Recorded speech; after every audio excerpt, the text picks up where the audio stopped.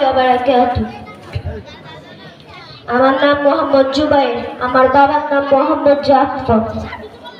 আমি আপনাদেরকে একটি জানাজার নামাজের প্র্যাকটিক্যাল দেখাবো।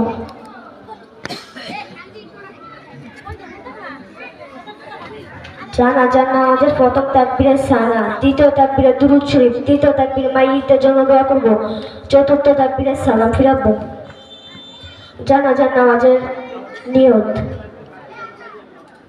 نويت أن أعطي لله تعالى 4 تكبيرات صلاة الجنازات فرض الكفايات والثناء لله تعالى والصلاة على النبي والدعاء لهذا الميت اقتدت بهذا الإمام متوجها إلى جهة الكعبة الشريفة الله أكبر.